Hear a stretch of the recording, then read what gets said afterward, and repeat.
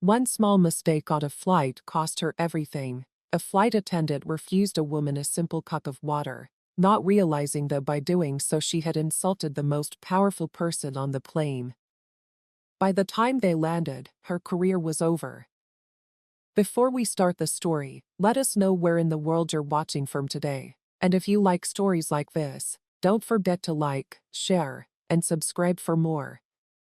Naomi sat comfortably in her first-class seat. As she reached for the in-flight menu, she adjusted the silk scarf around her neck. The plane was almost full, and the quiet hum of people getting settled filled the air.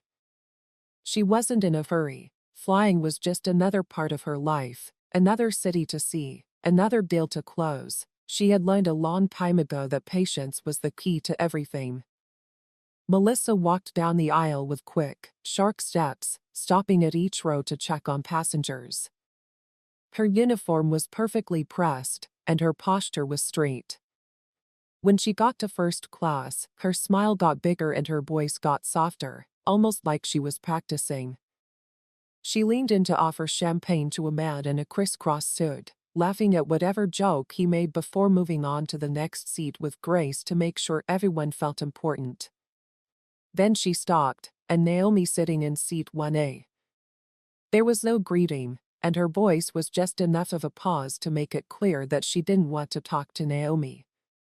She knew something wasn't right, so instead of offering Naomi a drink, she just nodded and walked away, as if she hadn't seen her sitting there at all. Naomi wasn't surprised. She had seen the look, the subtle change in body language, and the way some people hesitated before speaking to her. Naomi could almost hear Melissa's thoughts. Does she belong here? Did she buy this seat? She had seen it so many times that she knew it right away. Melissa didn't react, frown, or demand attention. Instead, she waited a few moments. After a few minutes, Melissa came back. She still had that competent air about her and treated first-class passengers like they were royalty. This time, Naomi raised her head and asked, "Excuse me, may I have a cup of water?" in a calm, polite voice. Naomi's request was simple, nothing fancy or extraneous, just water. Melissa barely looked at Naomi before letting out a soft sigh, the kind of sigh people use when they think they're being asked to do something they don't have to. "Water is for economy," Melissa said, cutting off her voice. There was no way to read Melissa's irritation as she shifted her weight, crossed her arms, and shook her head. "You're in first class, ma'am. We don't serve plain water here unless it's bottled, and that's reserved for priority guests." She looked down at her notepad and scribbled something before looking up again to ask, "Would you like a different drink?" Naomi tilted her head slightly, her face still calm and collected. "So you're saying I can't have a champagne or juice in first class?" Melissa shrugged and said, "I'm saying we have a menu for first class. Last service is reserved for our premium passengers for the first time." Naomi smiled, but it wasn't a warm smile. It was just a small knowing curve of her lips, and she said, "I don't qualify as a premium passenger." Melissa hesitated, as if she knew she had said too much. A few people nearby started to pay attention, pretending not to listen while their eyes flickered between the two women. For a moment, Melissa could have said something different or even walked away. Instead of saying sorry, she doubled down. "If you can afford this seat, I'm sure you can afford to buy a bottle of water when we land." There was a small hush in the front cabin as Melissa spoke. Naomi didn't react or argue. She just took out her phone, tapped the screen a few times, and set it down on the armrest. Then she waited. Melissa turned away, her posture stiff as if she had just ended the conversation, and she continued down the aisle, offering drinks to other first-class passengers. Naomi stayed in her seat, her face calm, and her fingers lightly tapping on the armrest. She had dealt with people like Melissa before, people who thought they were powerful just because they wore a uniform and had a title, and she knew long ago that real power didn't need to be shown, it just existed. A younger attendant named Claire had been watching the exchange from the galley. She had been working under Melissa for a year and had seen how she ran things. Melissa treated first. Claire knew Naomi had asked for something as simple as water, but Melissa had made it a point to deny her. CLA hesitated for a moment, looking at the bottle of chilled water sitting in the galley storage area. Taking a deep breath, she picked it up and walked over to Naomi's seat. "Here you go, ma'am," she said softly, setting the bottle on Naomi's tray table. "Let me know if you need anything else." Naomi looked at CLA, but her face was so serious that words were not needed. Instead of making a big deal out of it, she just nodded, and CLA smiled and walked away. But Melissa caught a glimpse of CLA handing the bottle to Naomi out of the corner of her eye, and with a short turn, she stormed back toward CLA, stopping just outside the galley with her heels clicking against the floor. "What are you doing?" Melissa asked under her breath, and CLA's face stiffened as she asked for water. "I already told her we don't serve it, it's just water," Claire replied. Melissa leaned in and lowered her voice. "We have rules, CLA. You don't get to decide who gets what." Claire hesitated, her fingers gripping the edge of the counter. She had worked hard to get this job and had done everything right, but something about what Melissa was saying made her feel very uncomfortable. "It's not about the rules, is it?" Claire asked in a quiet but firm voice. "You just didn't want her to have it," Melissa said. "Stay in your place, CLA." Melissa snapped her jaw. "Stay in your place," Claire told her. Melissa knew she couldn't win the argument, so she gave Naomi a small nod and took a step back, but the damage had already been done. Melissa turned sharply and walked past Naomi's seat without another glance. Naomi picked up the bottle and easily twisted the cap open. She took a small sip and put the bottle back down, as if nothing had happened. But something had changed. Melissa didn't know it yet, but the moment she decided to fight, she had already lost. Naomi had sent a message earlier and was waiting for a response from Melissa. Even though she was back to work, she couldn't get rid of the anger building up inside her. She was proud of how well she ran things in first class. Everything had to run smoothly, efficiently, and most importantly, according to her own standards. Claire had openly disobeyed her, and the woman in 1A had sat there, silent and unmoved, as if it didn't matter. She stole a glance at Naomi, expecting her to look smug or triumphant, but Naomi wasn't paying her any attention. She was calmly scrolling through her phone. Naomi was acting as if Melissa didn't exist, which made things worse. Melissa shook her head and decided that Naomi was in for another surprise if she thought she could challenge her authority. A few minutes later, as the flight attendants started getting ready for meal service, Melissa made sure she was in charge of Naomi's row. She moved quickly, taking orders from other first-class passengers with smiles and nods, her voice dripping with charm, but when she got to 1A, her mood changed. "We're serving," she said. Melissa said in a neutral tone, but her eyes were cold. "I assume you'd prefer something simpler." Naomi raised her gaze and met Melissa's stare head-on.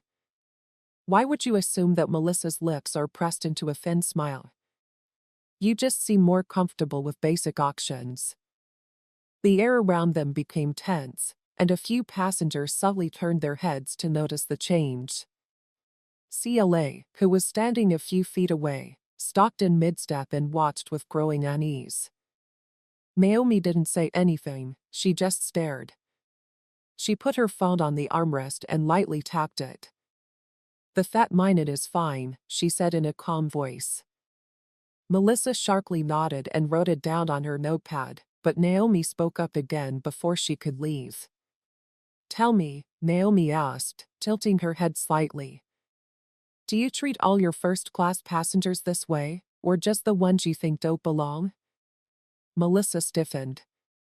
The question caught her off guard, and for a split second she didn't know how to answer. She opened her mouth, then closed it again, her grip on the notepad. I treat all passengers according to airline policy, she finally said in a polite voice. Naomi smiled, but it wasn't friendly. It was knowing good to know, she said softly, picking up her phone again. Melissa turned on her heel and walked away, her chest tight with anger. As she walked back into the galley, her stomach twisted because she had seen it right before Naomi picked up her phone again, a reply to the message she had sent earlier, along with her name attached to it. Melissa recognized the name. It was the CEO of the airline. As she moved back into the galley, her heart raced. She could still see Naomi's phone screen flashing in her mind like a warning sign. The CEO, her boss's boss, the man whose signature controlled every paycheck on this airline, including hers. For the first time since the flight started, doubt crept into her chest. She tried to shake it off, thinking maybe she had misread it or it wasn't what she thought, but deep down she knew something was wrong. She took a deep breath and told herself that it wasn't important. It was just a passenger trying to act important. She had dealt with entitled travelers before, people who wanted to make a scene just to get special treatment. Naomi had probably called customer service, and they would send the usual "I'm sorry for the trouble" message. Nothing would come of it. But Melissa's hands were a little shaky as she reached for a glass to pour champagne for another passenger, and she couldn't shake the feeling. A few minutes later, as she walked down the aisle, she saw that Naomi wasn't looking at her phone. Instead, she was sitting still, her fingers lightly tapping against the armrest as if she had all the time in the world, and she had the same unreadable look on her face. Melissa didn't like it. She looked at the other passengers, subtly asking if anyone else had noticed the tension, but most of them were eating, talking, or watching movies. Only Claire, who was standing near the galley, met her. Melissa's throat tightened. She had to regain control. She turned away sharply, gripping the edge of the galley counter. Maybe it was time to put Naomi in her place for good. She looked at the passenger list on the in-flight tablet, which had the names, seat numbers, and loyalty status of all the first-class passengers. She quickly scrolled down the list, looking for Naomi's full name, and then she saw it, Naomi Carter. As she read it, her breath caught in her throat. She felt sick to her stomach because the name wasn't just familiar, it was impossible to ignore. Melissa knew that name because Naomi Carter wasn't just a first-class passenger, she was the owner of the airline. As she looked at the name on the screen, Naomi Carter, it wasn't a coincidence. It wasn't just a wealthy traveler who happened to share a name with someone important. It was her, the woman she had refused water to, the woman she had put down, the woman the billionaire who owned the airline she worked for. She caught her breath and a cold sweat formed on the back of her neck. The realization hit her like a slow-moving disaster, and each second made it worse. She felt the weight of the moment crash over her like a tidal wave. This wasn't just an unpleasant passenger who might file a complaint. This was the worst person she could have treated badly. Her mind raced for a way out. Maybe Naomi hadn't sent the message to the CEO. Maybe she had. Melissa took a deep breath and forced a calm face as she turned back toward the aisle. She couldn't let anyone see how upset she was. She had to be smart and careful. She took a step forward, her heels clicking softly against the floor as she stalked next to Naomi's seat. Taking a deep breath, she put on her most professional smile, the same one she used for VIP passengers, Mrs. Carter. Melissa said, "I wanted to personally apologize if there was any confusion. If there was any confusion earlier, I'd be happy to bring you that water now." Naomi didn't look up right away. She took her time, slowly turning her head to face Melissa, but Melissa couldn't read her face. Melissa could feel her heart beating fast in her ribs, but she kept the smile on her face. Naomi let out a soft, almost amused exhale, and then she said, "No thank you." Melissa blinked. Of course, but if there's anything else I can. Naomi cut her off, still perfectly calm. I think we're past that. Spread through the surrounding seats. CLA standing near the galley had frozen in place. Even people who had been distracted before were now paying attention because they could feel the sudden shift in power. Melissa's stomach turned into a tight knot. Naomi knew everything. Melissa opened her mouth again, desperate to regain control, but Naomi picked up her phone from the armrest, looked at the screen, and then tapped a single button and put it back down. Melissa's heart almost stopped. Melissa's whole body went stiff because she knew for sure that one tap had sealed her fate. She had spent years working her way up in the airline, demanding respect and making sure that everyone knew who was in charge. But now that she was sitting next to Naomi Carter, she had never felt smaller in her life. Her mind raced with thoughts of that phone tap. What did it mean? Was it a message, a call, Naomi already talking to someone higher up, or was this just the start of something worse? She swallowed hard to keep. Mrs. Carter's face was neutral, and she began speaking more carefully this time. I truly didn't mean any offense earlier. It was just a misunderstanding. Naomi looked up at her, not impressed. Was it? Melissa asked, forcing a laugh that sounded weak even to her own ears. Of course she know how these flights can get, especially when we're handling different requests from passengers. It wasn't personal. Naomi tilted her head slightly. Not personal, she repeated, her voice still calm and in control. Let the silence last just long enough for Melissa's competence to waver. I only meant that, she said. Let me ask you something. Naomi cut her off smoothly, still leaning back in her seat and perfectly poised. How long have you been working as a flight attendant? Melissa hesitated, confused by the sudden change in the subject. Almost 10 years, she answered quickly, trying to figure out where this was going. Naomi nodded slowly. 10 years, that's a long time. You must have served thousands of passengers. Yes. Ma'am, Melissa said, feeling hopeful for the first time that Naomi might be softening or getting her a chance to explain herself. I always do my best to provide excellent service, Naomi replied. Naomi looked at her for a moment and then asked, in those 10 years, how many first-class passengers have you denied a cup of water? The question hit Melissa like a punch in the stomach, and she realized there was no right answer if she said she had never done it before. Then she was caught, and if she said she had done it to other people, she only made herself look worse. Naomi waited, unfazed and in charge. Melissa forced another shaky laugh. I was just following standard beverage service. Naomi said, don't lie. The words weren't loud or harsh, but they shut Melissa up right away. A businessman who had been pretending to read his magazine slowly put it down, his eyes now fully on the conversation. Other people moved slightly in their seats to avoid being seen.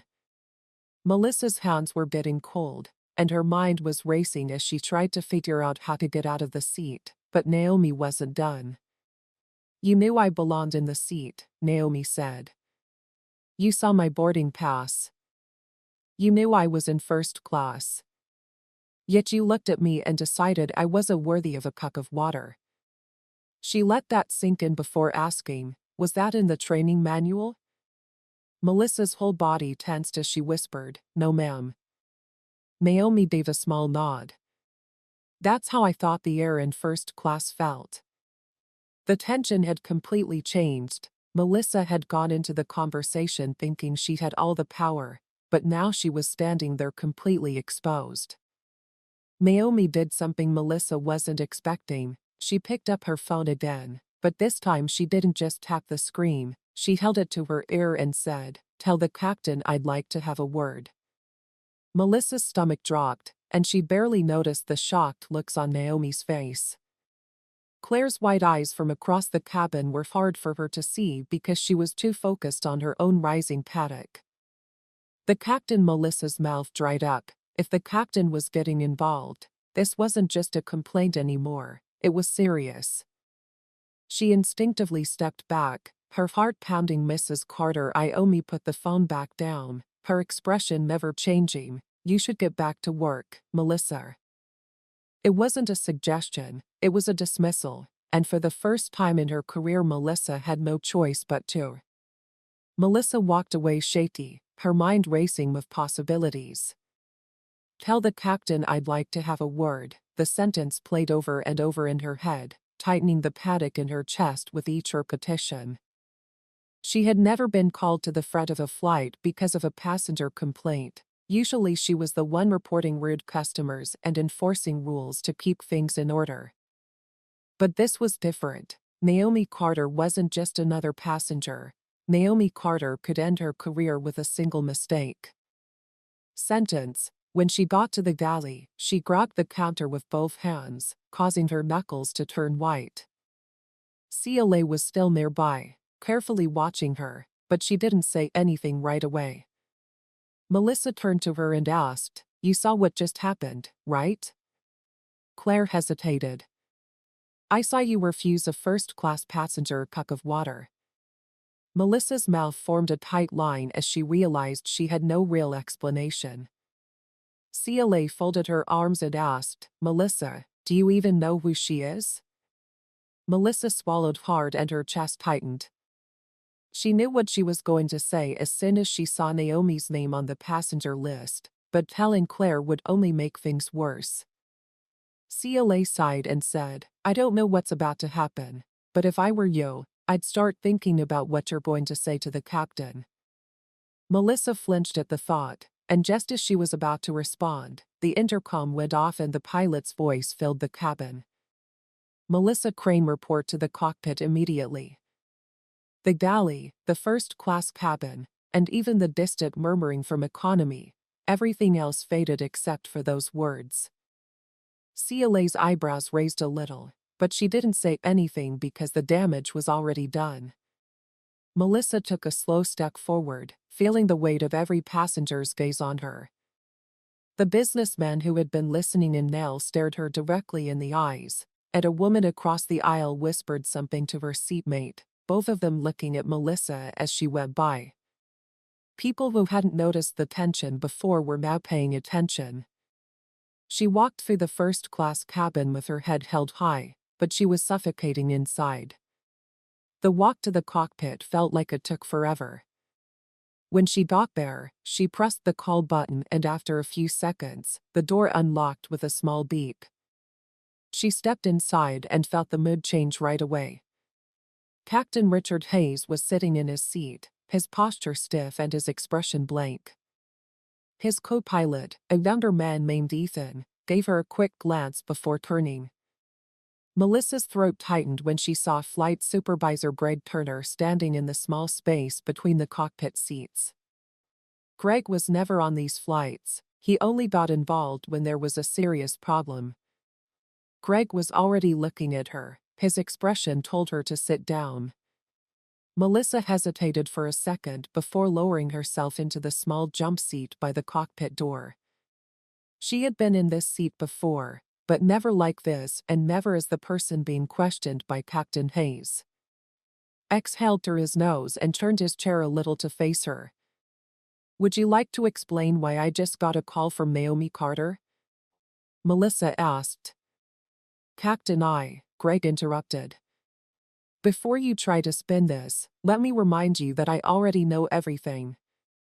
His eyes hardened, "So be careful what you say." Melissa's mouth went dry. The cockpit was thick with silence, with only the low hum of the plane and the quiet clicking of buttons as Ethan changed the flight settings. Melissa tried to calm down and say, "There had to be a way out of this. I didn't know who she was." Greg's jaw tightened. "That doesn't make this better." Melissa quickly shook her head. "I was just following the rules. I wasn't trying to be rude." Greg took a slow, measured breath and asked, "Tell me exactly what happened." Melissa hesitated and looked at Captain Hayes, but his expression didn't reveal anything. He was waiting. She swallowed and asked for water. I told her that first-class drinks are limited. She asked for water, not wine or an expensive cocktail. Melissa flinched, and Greg folded his arms and asked, "So you had no trouble serving the other first-class passengers?" Melissa's heart was pounding, and she just didn't think that much was clear. Greg cut her off, and Captain Hayes finally leaned forward, resting his forearms on his knees. "Melissa, do you understand what's happening right now?" His tone wasn't angry, it was worse, it was disappointed.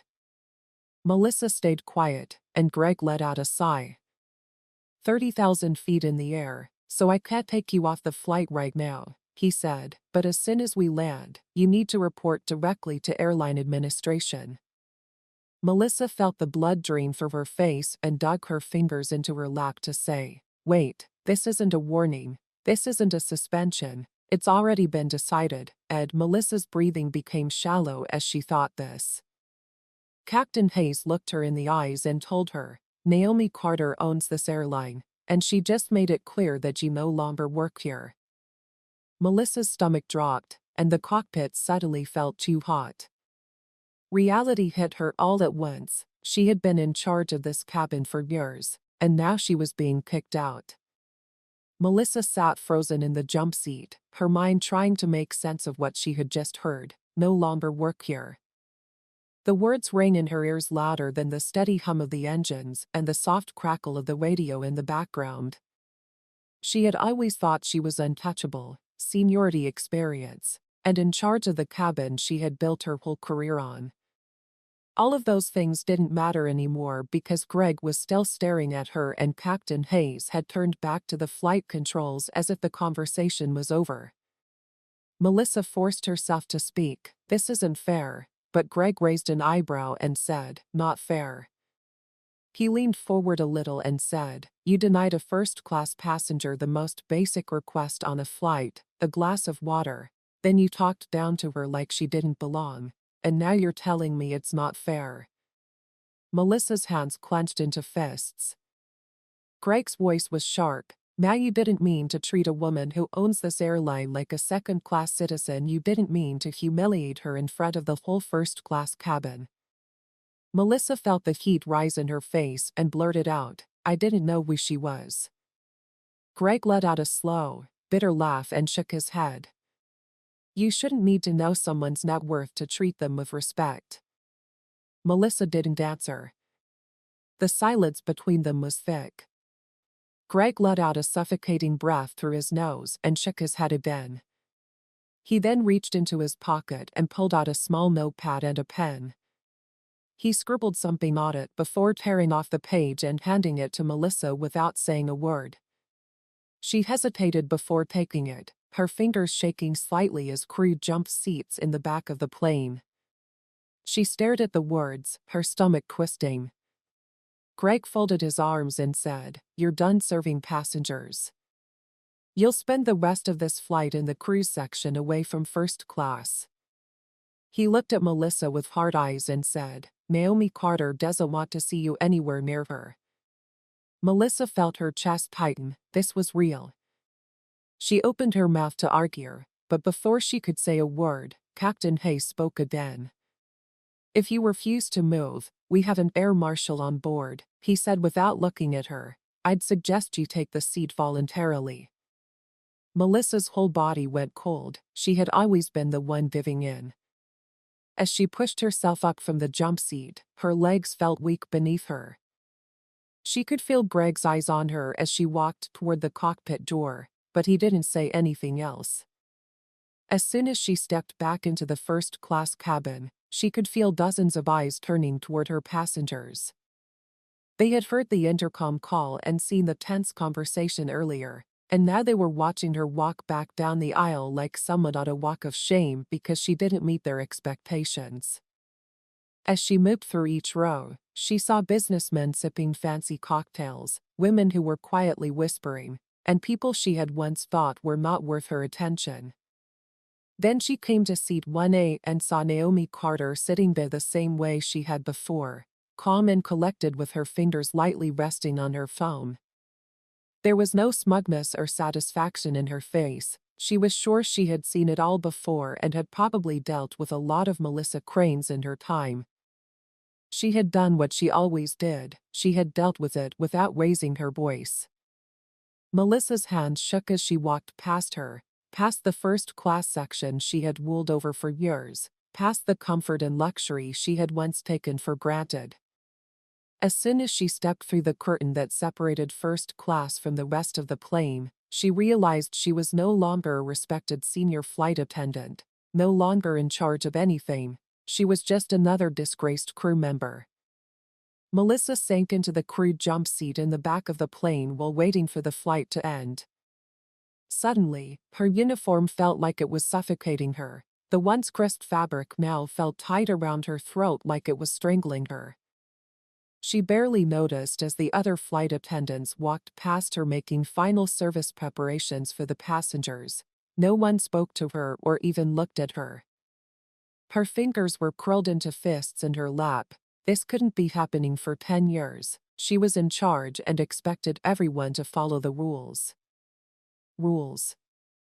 She was in charge of giving extra benefits to some passengers and the bare minimum to others. She had worked her way up through long flights with difficult passengers and hours of dealing with demanding travelers. Now all of that was gone, and it wasn't because she made a big mistake or put the flight at risk because of water. Melissa let out a slow, shaking breath and stared straight ahead at the galley wall in front of her. The shame of walking through the first-class cabin still burned in her chest. The whispers, some people were whispering behind their hands, while others were just watching her go by. She clenched her teeth. This wasn't just a punishment, it was a public execution. She reached for her phone, hoping to find a lifeline, someone in HR, the union, or even a lawyer, but when she unlocked the screen, her blood ran cold. There was already a message at the top of her phone that said, "Your employee access has been terminated." Access to the airline's internal system was already being taken away. Melissa fumbled to open the crew app, which she had used for years to check her upcoming flight schedules, talk to her bosses, and report any passenger incidents. But as soon as she tapped the icon, the screen flashed red and said error invalid login. Melissa's breathing became uneven, and she tried again with her fingers shaking. This time, the error message said account not found. Her mouth went dry. They weren't just planning to fire her, they were already firing her. She was locked out of the system before she even got off the plane, and her heart was racing. She turned to her messages and frantically scrolled through her contacts, looking for anyone who might be able to tell her what was going on. She tapped the name of her closest contact in crew management, and the phone rang twice, but went straight to voicemail. She tried another name, and it went to voicemail again. Her stomach was in knots. Had the news already spread? Was she being completely shut out? A sudden ding pulled her attention. Attention back to the screen, a new message. Her heart sank when she opened it. It wasn't from crew management or HR. It was from a former coworker, someone she had worked with years ago, who had also been pushed out of the airline in a similar way. The message was only 3 words, "You're done, Melissa." Her heart raced, and her hands went limp as the phone slipped from her grasp. This wasn't just a firing, it was an eraser. The airline wasn't just firing her, they were making sure she could. Naomi Carter had not yelled, argued, demanded a scene, or sent a single message. As a result, Melissa's entire career was over before the plane even landed. She put a shaking hand to her forehead and felt sick to her stomach. Everything she had built, worked for, and been proud of was falling apart, and there was nothing she could do to stop it. Melissa's mind went crazy as she thought about what she had done. She sat in the tight crew jump seat and gripped her phone so tightly that her knuckles turned white. She had to fix this. There had to be a way out. She quickly typed a message to a senior crew member she had worked with for years and trusted. "Melissa, I need to talk about something. Please call me as soon as you can." She looked at the message for a second before pressing send, and as soon as it went through, she started another one, this time to A. "Melissa, I think there's been a misunderstanding. Could you check what's going on with my access?" Unlocked out of the system, she sent that one too, and then another and another. Her hands were shaking, and her heart was beating faster. Someone had to respond, someone had to tell her that this wasn't real, and there was still a way to fix it. But as the minutes went by, nothing happened, no replies, no calls, and no reassuring messages. That it was all a mistake, just silence. Melissa's throat tightened, and she swallowed hard to keep her breathing even. This wasn't over, and she wouldn't let it be over. Suddenly, a sharp voice interrupted her thoughts. "Excuse me?" Melissa looked up just in time to see another flight attendant standing in front of her. It was a junior member of the economy crew. "What are you doing?" Melissa asked, her nerves already on edge. We need the space back here." Melissa's jaw clenched as the captain told her to stay seated and out of the way during meal service. They were talking about her like she wasn't a problem that needed to be solved, but she didn't argue. She just nodded stiffly and looked at the back wall, pretending not to hear the clatter of trays being set up just a few feet away. The other flight attendants whispered to each other as they worked, but Melissa didn't have to strain to understand what they were saying, she knew. Then one of them would look at her, but she couldn't tell if they were happy or sad. That was the worst part, she didn't want their sadness. She had spent years walking through the first-class cabin with her head held high, making sure everyone respected her authority. She had built a reputation for being sharp, precise, and always in charge. But now she was sitting at the back of the plane, powerless. Melissa stared down at her phone, hoping it would light up with a response any second. Then there was a different sound, the soft chime of the cabin intercom. It was Hayes's steady, professional voice. "We'll be starting our descent shortly. Please ensure your seatbelts are fastened and flight attendants prepare the cabin for landing." Melissa barely heard anything else. Her mind was focused on one thing, landing. She was running out of time. As soon as the wheels touched the ground, she would be escorted off the plane. She wouldn't be able to walk off like usual. As a crew member, she would be fired, and then what would security be waiting for her? Would she be given a termination letter right there in the terminal? Would she even be able to talk to someone before being completely erased from the airline's records? Her breathing became shallow, and panic crept up her ribs. She had to do something.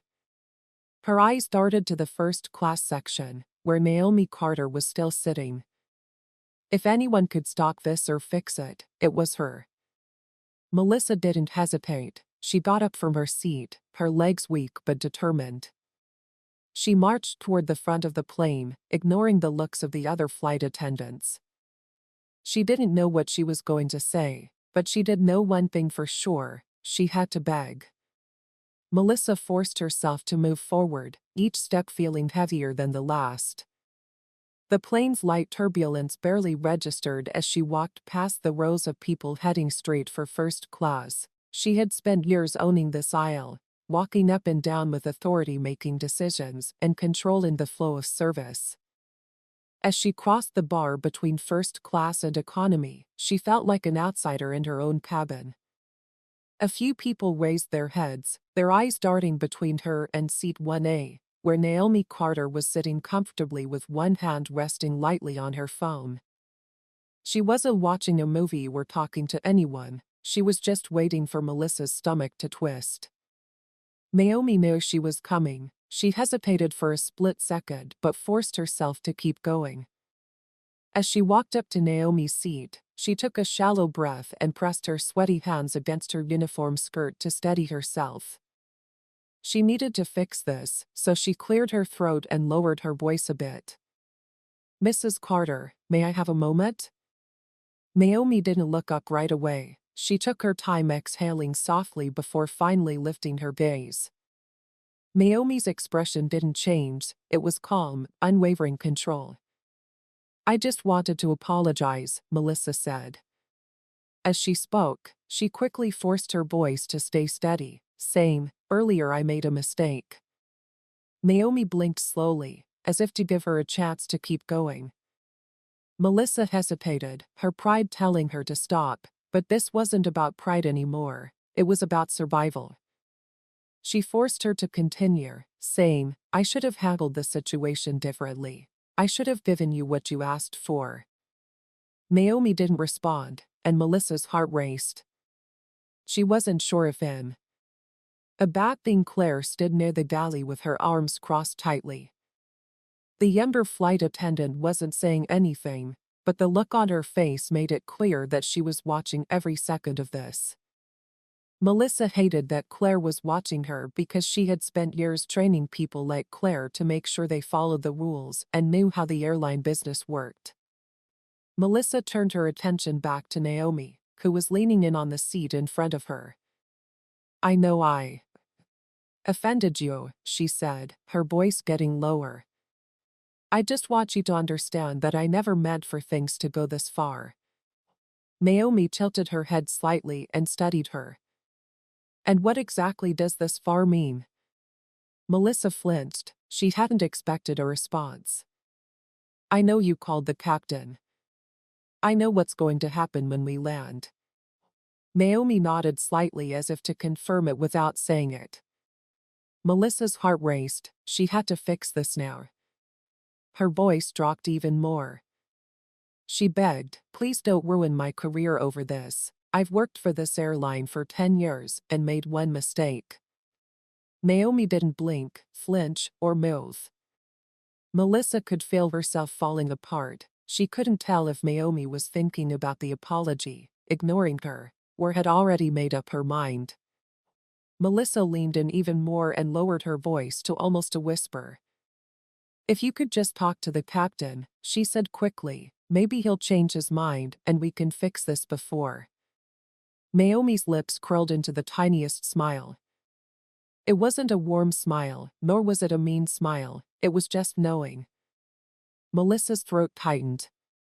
Naomi took a soft breath in and looked down at her phone again for a moment. Melissa thought she was about to pick it up and send a message that would end everything before it was too late. But Naomi looked her in the eyes again and said, "Why should I?" Melissa's stomach dropped. "I just told you this is my job, my life," Naomi said, her voice now clearly upset. Naomi said, "I know I'm wrong and I shouldn't have treated you that way, but I'm willing to make it right." Melissa asked, "If I wasn't who I am, would you be trying to make it right now?" Melissa froze as a new wave of nausea hit her because the answer was no. If Naomi Carter had been anyone else, just another businesswoman or well-dressed first-class passenger, Melissa would have fought back, refused to apologize, and stood by her. She would have defended herself and maybe even blamed Naomi for being difficult. She knew that, and Naomi knew that as well. Melissa tried to find the words, but she couldn't. Naomi gave her a long, slow look before picking up her phone and typing something. Melissa's throat tightened as she wondered if Naomi was changing her mind or telling the captain to hold off. Naomi put the phone down and leaned back a little, saying, "I don't think you've learned anything." Naomi let out a soft breath and shook her head. "This isn't about your career, it's about how you see people, and I don't think that's going to change just because you're afraid of losing your job," she said. Melissa felt like she had been slapped. She opened her mouth again, ready to beg, but Naomi had already turned away. The conversation was over. Flight attendants in the galley and a few passengers nearby had heard every word. Melissa's face burned as she turned sharply and walked back toward the rear of the plane, shaking all over. She had done everything she could, swallowed her pride, apologized, and almost begged, But it didn't matter because Naomi Carter had already made up her mind, and it was final. Melissa barely made it back to the crew jump seat before her legs gave out. She sat down hard, her breath coming in short, uneven bursts. The walls of the plane suddenly felt smaller, pressing against her chest. This couldn't be real, she begged. She had put down her pride, her authority, and Naomi Carter hadn't even thought about giving her a second chance, even though she had admitted she was wrong. The realization hit her harder than anything she had ever felt before. Naomi Carter wasn't going to stop this, she was going to let it happen. Melissa dug her nails into her palms, her head spinning. She had spent 10 years working her way up the ranks and controlling the first-class cabin like it was her own kingdom, and now she wasn't just losing her job, she was being erased. She stared down at her phone. She checked her employee account again and saw that she was still locked out. She tried to log into the airline scheduling app to see if any of her future flights had been cancelled but got the error message "account not found." Melissa squished her eyes shut and felt sick to her stomach. They weren't just firing her, they were making sure she never worked in the airline industry again. She knew how this worked because she had seen it happen to other people's flights. There were flight attendants who had been quietly fired because their records showed they couldn't work, and now it was happening to her. She held her breath, her whole life was about to change. The intercom rang, and Captain Hayes's voice rang through the cabin. Ladies and gentlemen, we are beginning our final descent. Please ensure your seatbelts are fastened, and flight attendants prepare the cabin for landing." Melissa's body stiffened. This was it. She turned and looked at Naomi in the first-class section one last time. Carter hadn't moved. She was still sitting there calmly staring out the window at the view as if none of this mattered. Maybe it didn't matter to her. Maybe Melissa had never mattered. A lump formed in her throat. She quickly looked away, her eyes burning, her chest tightening with a new kind of panic that comes from realizing there's nothing left to do. The plane jolted slightly as the landing gear came out, and people murmured as they buckled in their seat belts and shifted in their seats. Some stretched their arms. They were getting ready to leave the plane as if it were any other flight. But for Melissa, it was the last flight of her career.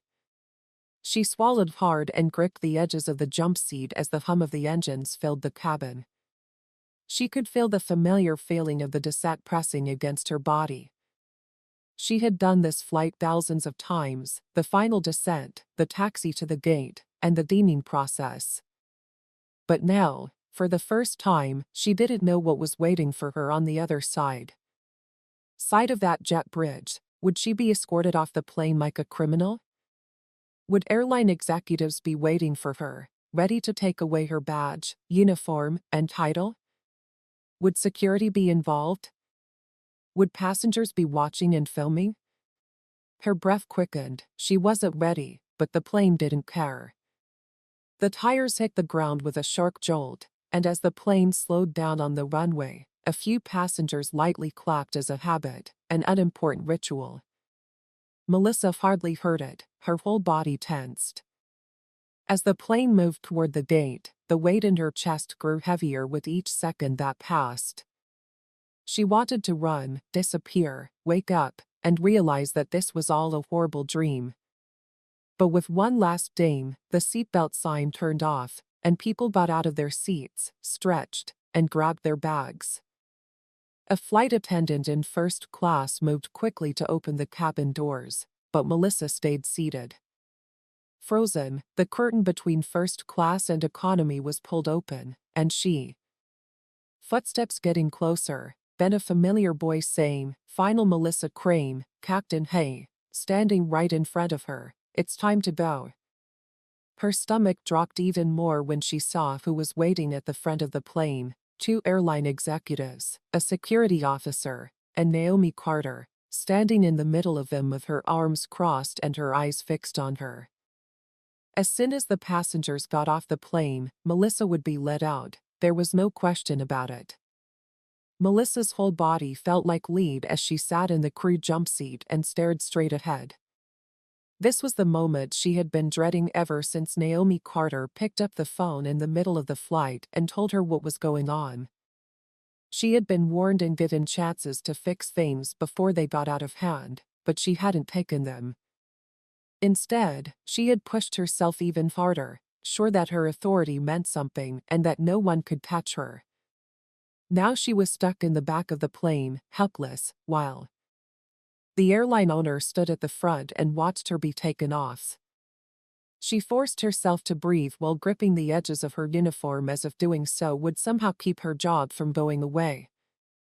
The murmurs of passengers filling the cabin barely registered in her ears.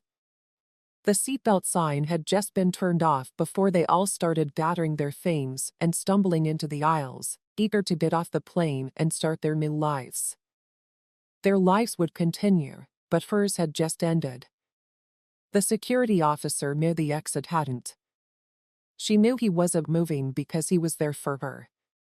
She wasn't being allowed to get off the plane with dignity. She was being escorted like any other passenger who had broken the rules. The irony hit her hard. She had spent years enforcing rules and escorting passengers off of planes and filing complaints when someone was too difficult to handle. Now she was one of them. The aisle was slow to move because people were reaching for their bags, adjusting their coats, and stretching after the long flight. Others were well aware of what was going on. A businessman in first class looked back over his shoulder and flickered his eyes toward her for a second before shaking his head and looking away.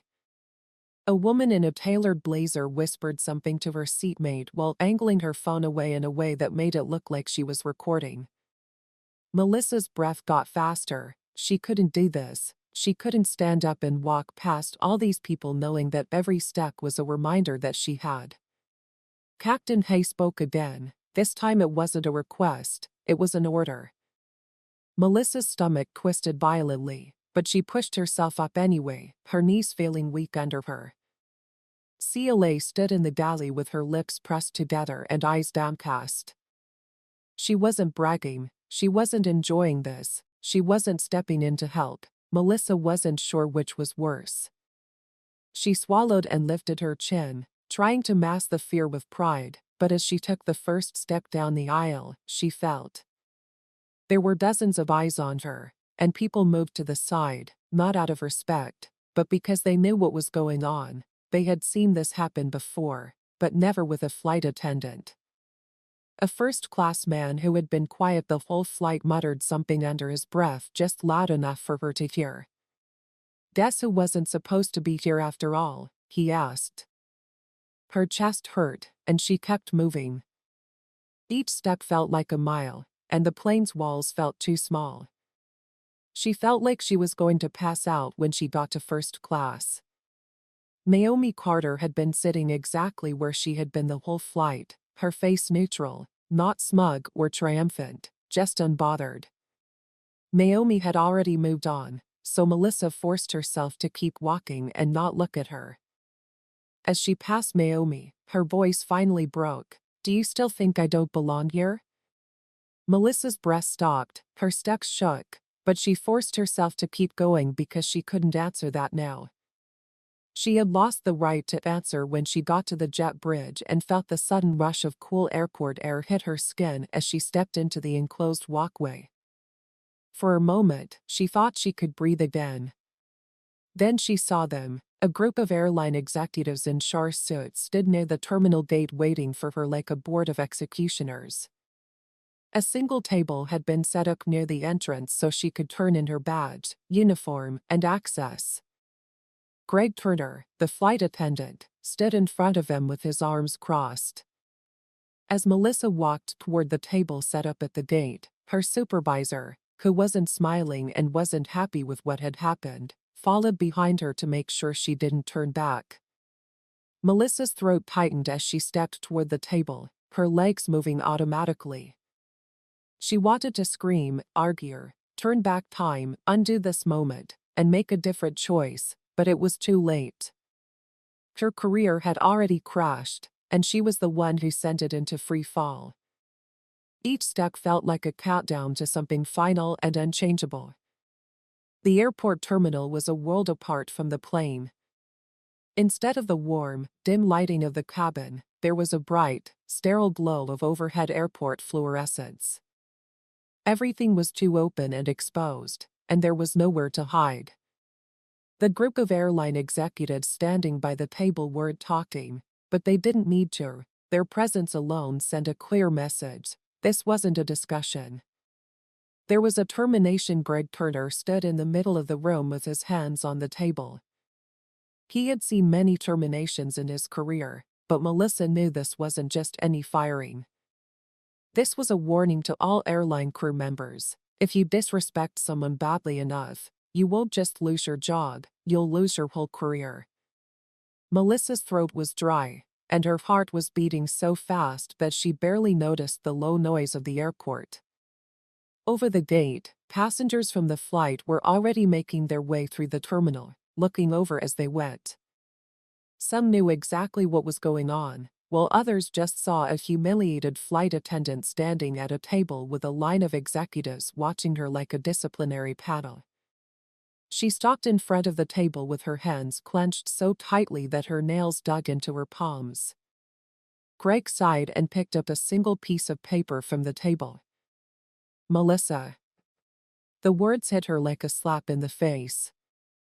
She had known since Naomi Carter turned her down in first class and Captain Hayes called her to the cockpit. She had also known since she was escorted off the plane like a disgraced passenger, but hearing it out loud made it real. She forced herself to swallow, but her throat hurt. "This is your official termination notice," Greg said, pushing the paper forward. "It is proof of what happened and information about the official complaints that were made." Melissa's stomach turned. Complaints plural, which meant that Naomi wasn't the only passenger who had complained, maybe even Claire had. She felt trapped and grabbed the paper with stiff fingers, but she couldn't bring herself to look at it. Greg picked up another item from the table, a small black company badge, her ID card, with her name and photo still printed on it behind a thin layer of plastic. Melissa had worn that badge for 10 years. Greg held it between his two fingers and looked steadily at her credentials. Melissa hesitated. Her badge was clipped to the waistband of her uniform. It felt heavy against her hip like it always had, like a small thing, but it was the symbol of everything she had worked for: her identity as a flight attendant, her status, her authority. She reached for it slowly, her fingers shaking, but the clip resisted for just a second before sliding free. As soon as she took off her uniform and put the badge in Greg's outstretched hand, he put it down on the table like it was nothing, just like she was nothing. Melissa's face burned with shame as Greg breathed out through his nose and moved on to the next step in the process. "Your access to airline property has been revoked. You are not permitted to enter employee-only areas, such as crew lounges and back offices." Melissa's jaw dropped. He wasn't just firing her, he was banning her from. Returning, her hands shook as she tried to stay calm. Greg nodded toward another executive, a woman in a dark suit who stepped forward holding a tablet and saying, "Per our policy, your dismissal is being logged in the airline employment database." She tapped a few things on the screen, and Melissa's stomach dropped. Her hands turned to ice. This wasn't just a firing, it was the end of her career. Every major airline shared records the moment she was logged in. She would never be able to get another job with an airline again if she was fired for misconduct. Melissa took a deep breath and whispered the word, but it barely escaped her lips. Greg looked at her and shook his head. "You don't have to put it that way," he said. "You can just say I resigned and it was a misunderstanding." Melissa's chest tightened, and she breathed out, "I'll never work here again, I'll never step foot here again." "Again, just don't write that in the record." Greg was quiet for a long time before telling Melissa the worst thing she could have heard, that the decision had already been made. Melissa's world fell apart. She felt like she was standing on the edge of a cliff, watching everything she had worked for and bent her whole life disappear into the ocean below. She knew that this wasn't just one job, it was her whole career. Greg straightened up and adjusted his cuffs. All of it hit her like a brick, no warnings, no appeals, and no going back. She had never felt so small in her life. Greg nodded toward the security guard standing behind her and said, "Escort her out." Melissa's heart stopped. She turned sharply and said, "That's not necessary." Her voice was shaking, and she said, "I can leave on my own." Greg's expression didn't change. "You can walk or he can walk with you." Melissa's throat closed, and she slowly turned. The officer stepped closer, but not aggressively or forcefully. She wanted to scream, fight, and demand that this wasn't fair, but she knew it wouldn't make a difference, so she did the only thing she could. She turned and walked away. Each step felt heavier than the last. The terminal was too open and full of people, all of whom were watching and knew exactly what had just happened. By the time she got to the exit doors, her whole body was shaking. She wasn't a flight attendant anymore. She wasn't anything anymore. Melissa walked through the airport's automatic glass doors. The sudden drop in temperature hit her face like a slap, but she barely felt it because her body was numb. She kept walking, her shoes clicking against the pavement of the arrivals area, past the endless line of waiting taxis, past travelers pulling their suitcases behind them, and past families hugging their loved ones after long flights. No one was waiting for her, and no one knew or cared that she had just lost everything. She walked until she reached an empty bench near the pickup zone. She sat down heavily and dropped her bag at her feet. Her hands were still shaking and her breathing was irregular. It was over, not just the job, not just this one flight, but her whole career. She pulled out her phone and checked her messages, hoping that someone had replied, but her inbox was empty. Her so-called friends in the airline industry had already moved away from her because no one wanted to be associated with a flight attendant who had been fired by the airline owner. Her employee login was still active. It was as if she had never worked there at all. A new wave of nausea hit her, and she shook her head. What should she do now? Her whole life had been built around her job, the early morning flights, the long layovers in different cities, the perfectly tailored uniform that made her feel like she was someone. She had spent years walking through airport terminals with her head held high, secure in the knowledge that she belonged, having earned her place among the. Melissa's anger fought its way past the shame. This wasn't supposed to happen. She had worked too hard for this. She wasn't a bad flight attendant. She knew the rules. She followed protocol. She had seniority. She had power. She had respect. But the moment she looked at Naomi Carter and thought she wasn't deserving of first-class treatment, she made the biggest mistake of her life. The irony of it all burned. She had spent so much time and effort working toward this. Years of deciding who got to feel important, who got extra attention, who got warm greetings, special treatment, and the unspoken benefits that came with being someone on her flights, and in the end she wasn't important. A gust of wind blew through the terminal, and she pulled her coat tighter around her shoulders. Suddenly, her uniform felt like a costume. She looked down at her phone again, staring at the blank screen and seeing her own face for the first time in the dim light.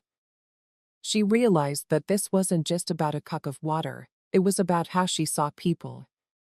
She had looked at Naomi Carter and assumed that this woman wasn't deserving of the same courtesy she showed other people in first class, and she had done it without thinking. She had assumed Naomi didn't belong, but she was the one who didn't belong.